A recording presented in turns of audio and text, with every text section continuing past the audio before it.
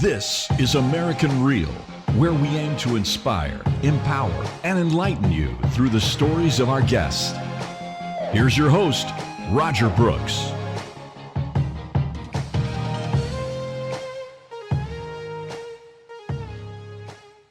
For those that are listening or watching, if they've had a interest or a passion, what advice would you give them if they're on the fence about it? You have to be inspired. So, and everybody has a story. My advice is take what you know and make something of it. We all have lessons that we've learned in life that we think our children should also learn. And that would be my advice, is take your knowledge, your inspiration, what you know and the lessons you've learned, put it in a children's story that in a way they can understand. Be inspired and write it. Just sit down and write it. The rest will come.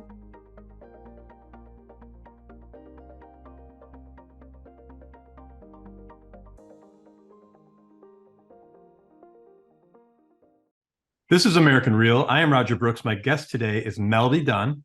Born and raised in the beautiful desert of Yuma, Arizona, you have never been far from the spotlight. You are an award-winning journalist and a #1 best-selling author.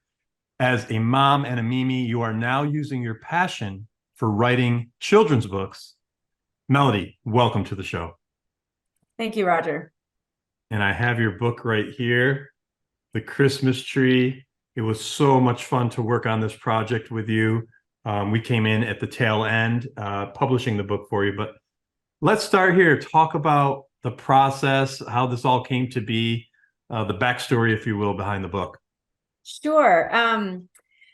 So I've been a writer all my life. I went to journalism school, was in TV news, and then I am also a songwriter. And I'm now a grandmother.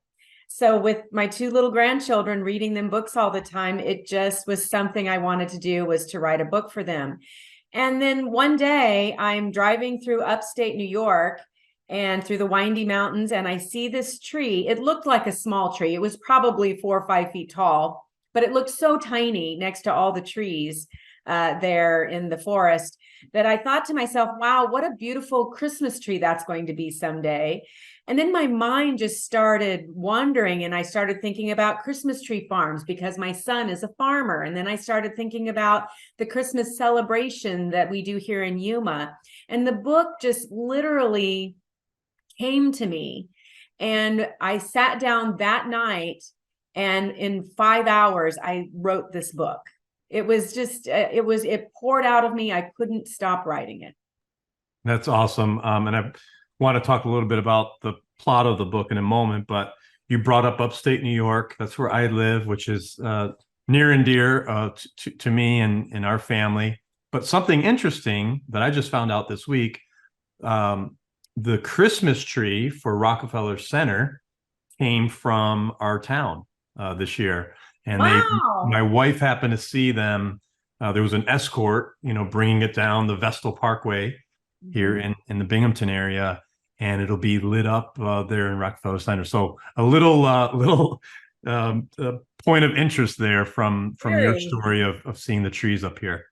Wow, what a small world. Yeah, absolutely. So let's talk about amazing, like when the inspiration comes, and as a writer, if you didn't do it that night, you may not have had this, right? I agree. If I hadn't sat down that night and had the time first, a lot of people get so busy with their lives, but I was lucky. I just had the time, and I sat down and on my computer, and it just poured out of me. Now, Roger, I have projects I've been working on for 18 years that I haven't finished. And I know that story is very common with a lot of people. Sometimes we just have to sit down and do it and not procrastinate. And I'm guilty of it just as anybody else. I mean, I know this is a children's book. It's a lot smaller than maybe a novel or some other project people are working on. But still, the truth behind it is if you don't sit down and do it, it's not going to get done. And luckily it did. I just sat down and it just poured out of me. It was a beautiful process. That's wonderful. Love to hear that. And then can you tell us a little bit about the plot of the story? Tell us about this Christmas tree without giving too much away. Right. I don't know if you noticed, you might want to lift the book up again real quick. Notice how the title is the Christmas tree and Christ is in a different color. It's in red. So this book is about a little Christmas tree who grows up on a Christmas tree farm, and he doesn't know who God is. He doesn't know who Jesus is. And neither do all of his little furry friends, his forest animal friends. And so the farmer often comes and cares for the trees and then prays for the trees. So that's when they first hear about God and Jesus, and they start seeing the farmer praying. And then also in the back of the book, in most of the scenes, you see the church on top of the hill. So the church is always there in the background. Anyway, during the story, there's some trauma that happens. They go through the farm or the forest, life, and things happen, and they survive through prayer. And then by the end of the book, Tiny is part of the Christmas celebration at the church and discovers what Christmas is really all about. And then his little friends also come to the church for the celebration, and they discover it too. And then they go back to the farm and spread the word of what Christmas really is all about. That's great. And tell us, has it been like talking to your grandkids about the story? Have you sat down and read it to them? What kind of feedback are you receiving? Well, my grandchildren are very young. They're only 3 and 1. So I don't get much feedback from them other than she recognizes herself on the one page in the book. She's the one putting the star on the tree, But my son, to me, my son and my daughter-in-law were, very instrumental in being a part of this book for me when I wrote it, and their inspiration when I wrote it. So, I think it keeps the interest of my 3-year-old granddaughter when I'm reading it to her, but it actually can be read up. I think it should fit to about, 3 to 12 years old would still really appreciate the book. And my kind of goal for this is that it becomes a Christmas classic, that it's a tradition that when you put up your Christmas tree or decorate your Christmas tree, you're reading the Christmas tree book, because we're decorating a Christmas tree, but we also want to celebrate the true meaning of Christmas. So that's kind of that was the intention behind writing the book, is bringing the Christmas tree, which is part of our modern day celebration, into the true meaning of Christmas. That's great. And it is a Christian book, right? Mm-hmm. And, I guess for the average person who doesn't know the real story behind the Christmas tree, will they benefit from this book if they're not Christian? Yeah, absolutely. I mean, here's the thing, Roger. I used to go to church quite a bit when I was younger. Not as a young girl. My parents, I did not grow up in a Christian household. But when I married, my husband was a Christian, and I came into the church and was very involved in the church. And then about 10 years later, I ended up getting a divorce, and I was shunned from the church. So I left the church for 25 years. I kind of was like, well, so much for that, because I didn't grow up in a Christian household. It wasn't until I wrote this book, and even as a person who didn't go to church, didn't really, I would be what they call the CEO Christian, Christmas, Easter, and other holidays, I've heard that before. Right. But I was in a state last year when I wrote this book of, I wouldn't say non-believer, but not a churchgoer. But I knew the story. I knew the story of Christmas. And everybody knows the story of Christmas, that it's the birth of Christ, and we sing the Christmas carols. So even if you're not a Christian, I think this is a beautiful story for you to share, that is really the true meaning and why we have Christmas, and some people might not care for it, and that's okay. Not everybody's not going to be everybody's cup of tea, but I think the majority of the population would really enjoy this book and get something out of it. Yeah. And I really like your, goal of wanting this to be something special for families when they decorate the tree. My wife happened to decorate the tree yesterday, right? Our kids are older now, but I could see it being, very, keep it in the box with the bulb. So then next year you bring it back out, that kind of thing. That's what I'm imagining, is keep it with your decoration. And then when you're decorating the tree, you sit down at the end of it and read the book. Yeah. So what's the moral of the story with Tiny? So, again, Tiny doesn't know in the beginning who God is or who Jesus is. And so as he grows and learns and sees the farmer pray, but he also experiences some trials and tribulations. And the animals of the forest, even though they really don't know either, they see the farmer pray, so they start praying because they think that's going to help Tiny. Also in the beginning, Bruce the spruce is the big Bruce tree next to him, right? And Bruce tells Tiny that one Christmas the farmer comes and he's taking a bunch of trees away, and he tells the trees how lucky you are, you're getting to go home and fulfill your purpose. Well, Tiny, as a small tree, he's like, why are they taking the trees away? I don't want to be taken away. And he goes, Bruce tells Tiny, we all get taken away at some point. We all get taken at some point. And Tiny just doesn't want to do that. But as Tiny grows and learns and faces the trials and tribulations of the forest, in the end, he realizes and accepts his purpose and his path and God's plan for him. And so in the end, his friends are the ones saying, we don't want you to go. And Tiny's telling them, it's my time. Wow. Wow. Well, I think Tiny may have a career outside of the Christmas tree book, and I could see potential series, coming up too, where I'm sure you could expand upon the characters and whatnot. So it's a brilliant idea. Yeah, I'm working on that, Roger. Are you? Good. and I'm working on other things using the Christmas tree book as an inspiration. Awesome. So let's, for those that are listening or watching, if they've had a interest or a passion of saying, and you mentioned it earlier, right? We all have all these projects, but if they've thought about writing a children's book, I think a children's book is a great way to get into the industry. What advice would you give them if they're, kind of on the fence about it? You have to be inspired. So, and everybody has a story.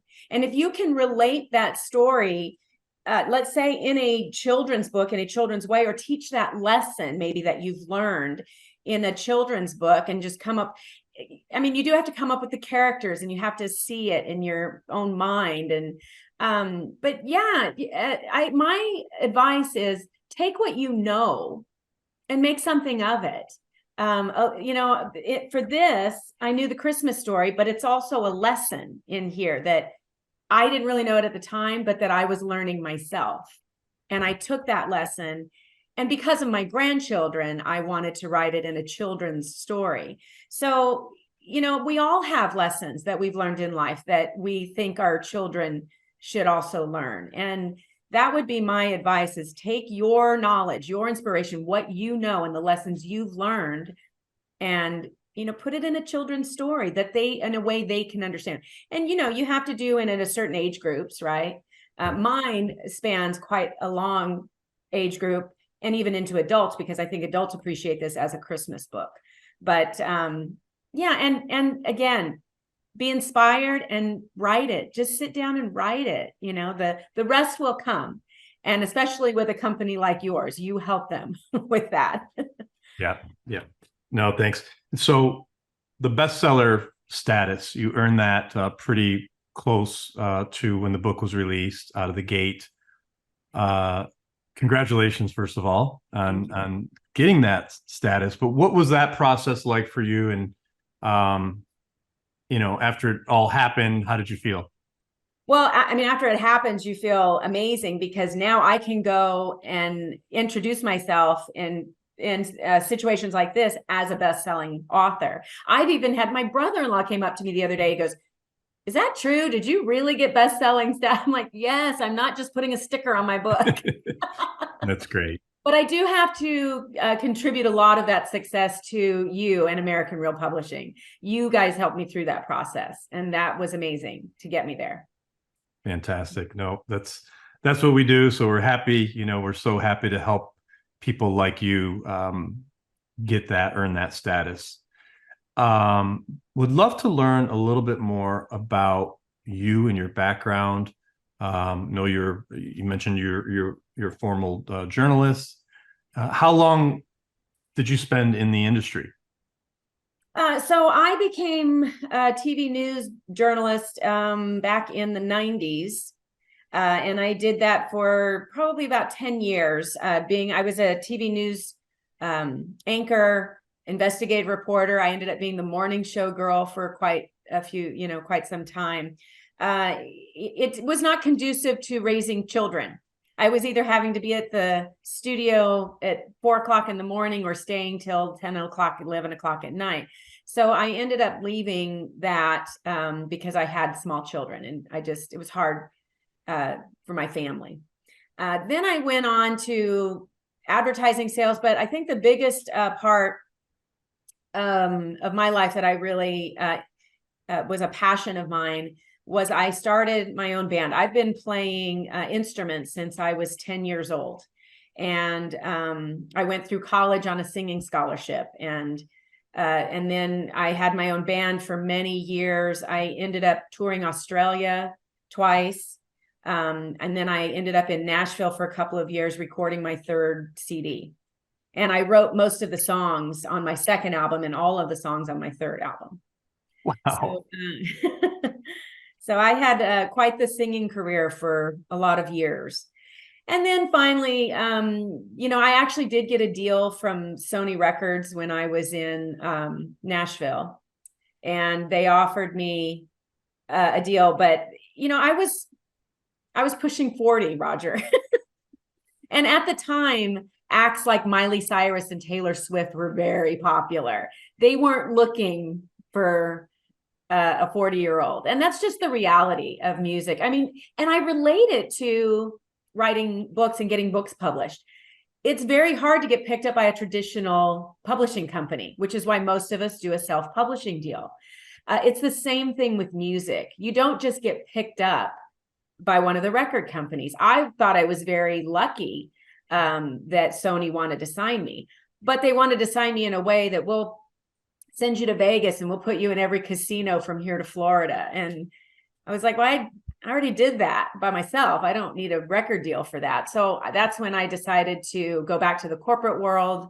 And so I've been back in the corporate world and, traveled a lot for my other job. And then I'm still here in Yuma, Arizona. And now I just want to enjoy my grandchildren and write some more books. Phenomenal. But I do know you have a new coaching program coming out, correct? I do. What is that all about? So the Christmas tree is actually the inspiration for that. I was looking for ways to promote the book, and I came across this program for building coaching programs. So I think earlier in the interview, I talked about how I walked away from the church and I hadn't been back to church in 25 years. And forgive me if I get a little misty-eyed when I talk about it. My daughter-in-law read this book when I first published it, when I finally got the hardback copy and I let her read the book. And she was a little bewildered because she knew I hadn't been to church in many years other than the holidays and my granddaughter's christenings. And she said to me, she goes, you really realize, Melody, that this is your story. You're Tiny. And I just kind of was like, what are you talking about? She goes, in the beginning of the book, Tiny doesn't know who God is. Tiny doesn't know who Jesus is. He survives the proverbial fires, and on the other end, he discovers his path. Wow.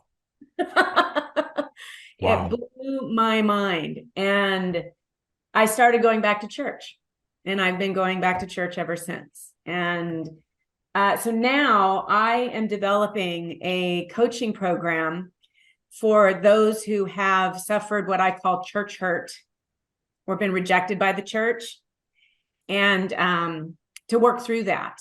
And so that they can come out on the other side and either repair that relationship or move forward so that they can enjoy faith and freedom of community support and the church again. And I just don't want it to take other people 25 years of trying to fight the fires alone to do it.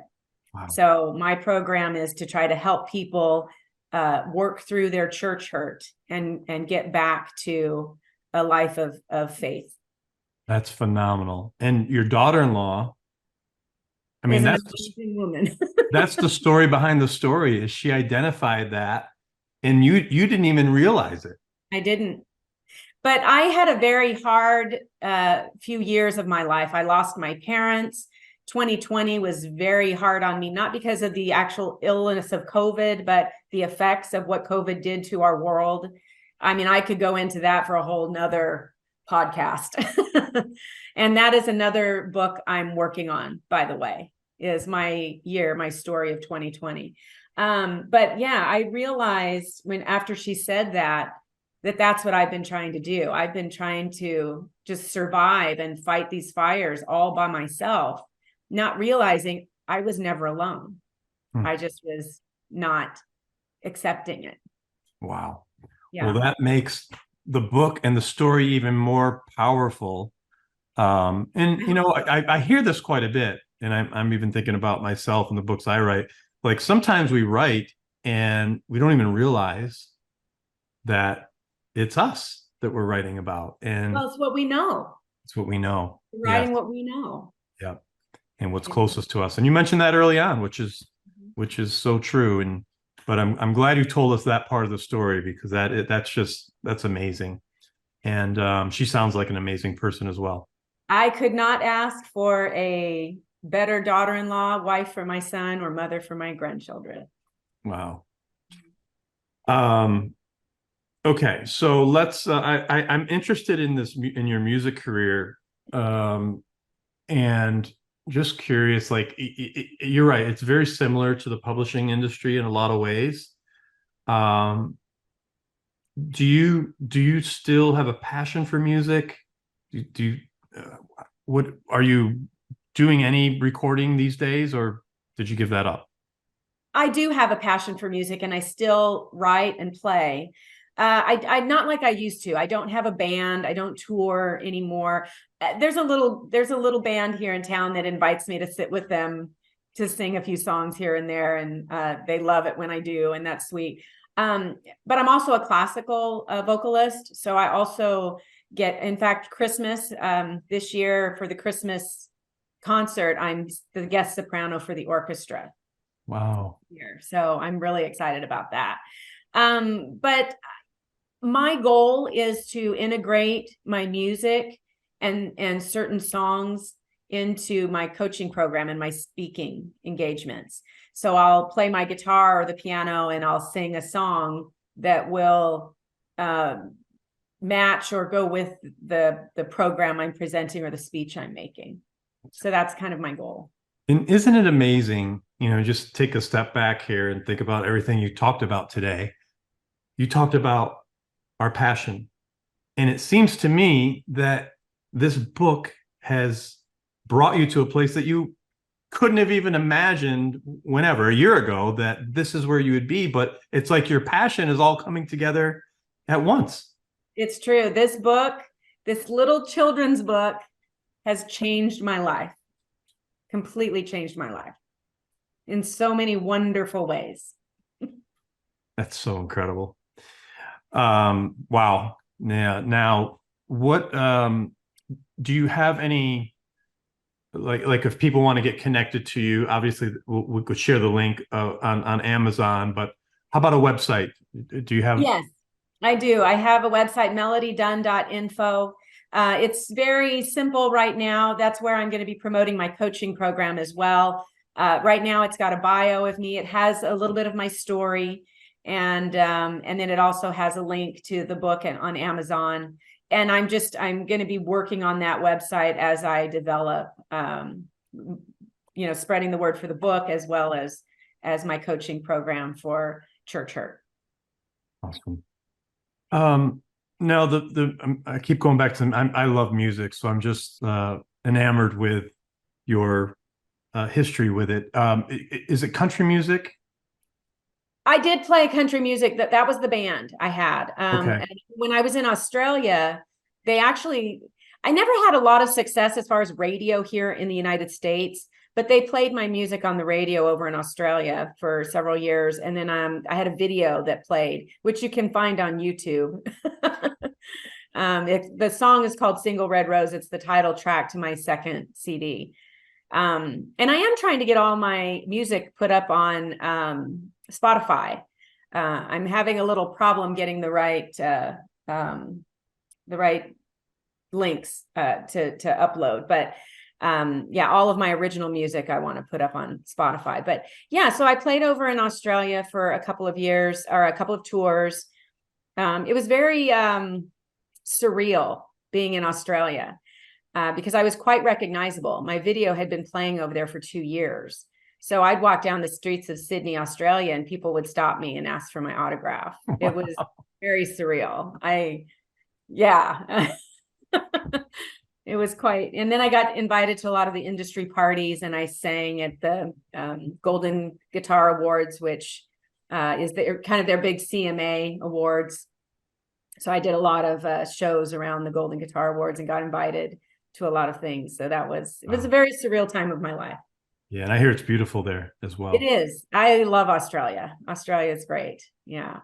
But then again, I came back and went to did the Nashville thing. And it was just time to let that part go. I mean, not completely. I still have a passion for it. I mean, I am a dreamer, but in some points you have to be a realist. And I do get criticized for it. Oh, you quit and you're never too old. And as we know, Roger, that's not true. Well, I'll tell you what just came to me. I could see you doing a Christmas album. I would love to do a Christmas album. Yeah. Now that would tie in nicely with your whole theme. Yeah, so. It absolutely would. Well, that's great. A whole other ballgame. Melody, this has been great. I'm so happy we were able to connect today to share your story and the story behind the book and how it all came to be. Couple last questions, if you don't mind. If you were to take out your cell phone right now and call the 20-year-old Melody, what would you tell her? You know, it's hard to go back like that because I don't regret my life. You know, I don't. I got married young and I had my children, and that was something I wanted so badly at that point in my life. And I don't think that would change 20-year-old me if I were to call her right now. But what I would say to her is don't put your dreams on hold. You can do. I should have kept playing through my 20s. I gave up all that. Because and like I said, I don't regret that I did because I have 2 beautiful children. But I think I would have told her, don't put your dreams aside. Go ahead and keep trying to do that as well. You know, it doesn't mean you can't be a good mom. You can do both. Right. Yeah, no, and it brings up a great point that, you know, sometimes it takes time to realize this, right? So we figure it out later, but even for the younger people that are listening, you can do multiple things at the same time. You can have a job and you can have a side hustle. You can have a family and do something else. So that is great advice. And I'm with you that, you know, I look back a lot and don't like to regret anything, but, you know, it is a good one that we can challenge ourselves to do more, even if we think we can't. Right. Yeah, I wish I had continued playing music through my 20s. I literally had given it up for 10 years and I went back to it. Yeah. And who knows what might have happened. But again, I don't have regrets. I look back at my life and I have done a lot more than a lot of people can say they've done. And in fact, that's one of the lessons my boys tell me that they learned from me is don't say what if, just go do it. If you want something, go get it, go make it happen, or at least try your very best. And both of my boys have said that. That's great. Okay, last question before I let you go. And I try to ask every guest this. At the end of the day, you still have a lot of life to live, but what do you want your legacy to be? Well, that's a hard one. I guess I haven't really thought about that. I think I would love people to look back on the music I've written and my books as I write more books, and just realize that you can live it. You can live the dream. You can. I have so many people that, is there something you don't do, and I tell them there's nothing I can't do. And I think I want people to just remember me for that. She just did it. Whatever she wanted to do, she just went and did it. And wasn't afraid, was never afraid to do it. So I guess that would be, and that's what I've taught my children. Don't be afraid to go for it. Melody Dunn, this has been a great conversation. Welcome to the American Real family. Thank you for all that you do. So happy that you put this wonderful book out to the world. You could find it on Amazon. We will put the links below. And thank you so much. Thank you, Roger. It was a pleasure. And we will have you back after you write that second book. Excellent. Thank you. Thanks for tuning into American Real. Be sure to visit our website, americanreal.tv, or search for us on iTunes or YouTube for past episodes. While you're there, please rate us or leave us a review, as that helps others find our show. I am truly grateful and appreciate all of your support. If you'd like to be part of our inner circle or want one-on-one coaching, check out the American Real Learning Academy, where we have self-help groups and courses so you can build the best you. We also have a new Facebook group where you can connect with high achievers from around the world. If you want to go even further, maybe you're determined to write your own book or launch your own podcast, contact me today to see if we could help. You can reach me through Instagram or Facebook, or email me directly at roger@americanreal.tv. Thanks for tuning in, and we'll see you next week.